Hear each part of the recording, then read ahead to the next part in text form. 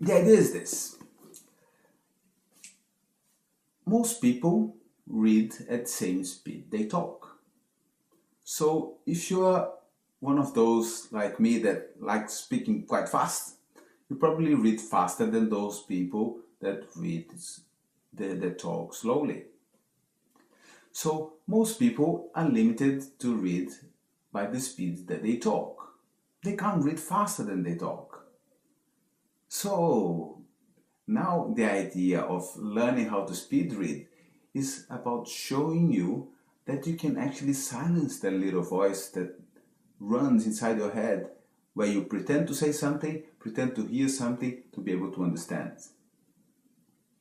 It makes sense to sound the words inside our head because as a little child you probably were learning how to read and then start reading out loud, and at some point your parents and maybe your teacher say, wow, now you're doing so well that you can close your little mouth and read to yourself.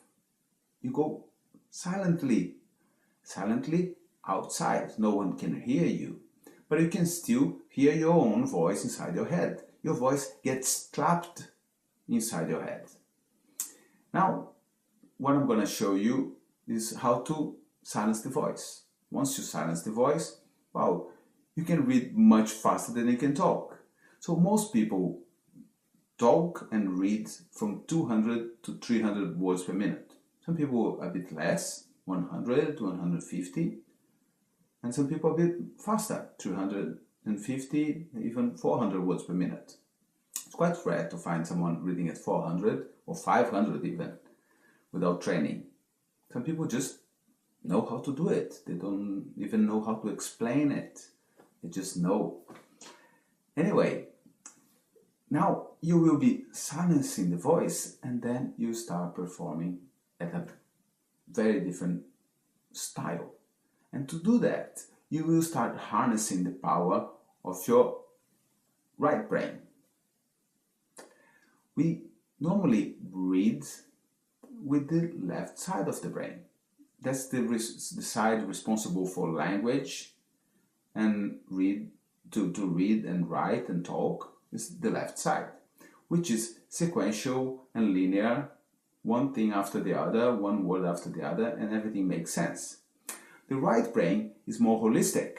It likes to take information, everything at once. And this is the side responsible for harnessing the power of speed reading. You will start seeing a bit more than one or two words at a time. And I will show you how to do it, but you will not need to strain your brain. It's gonna start working with both sides, left and right. They will start helping each other, and then you start performing at a very different way. But it's not that difficult. You just need to adjust, and once you see, you're just doing it. So, to do that, you will understand some basic principles. And we'll start with the comprehension level. Comprehension is the key factor.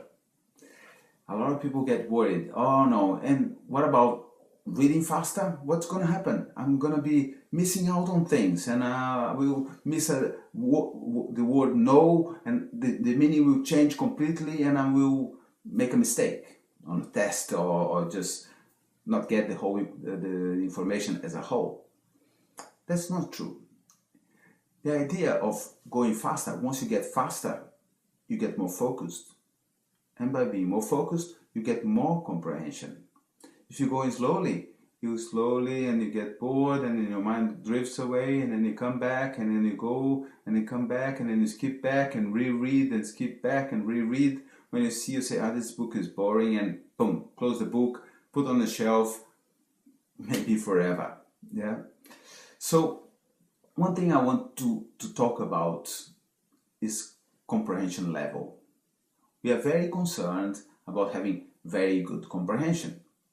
But now I want to share with you something very interesting. There is part of our brain, our physical brain, called the reticular activating system.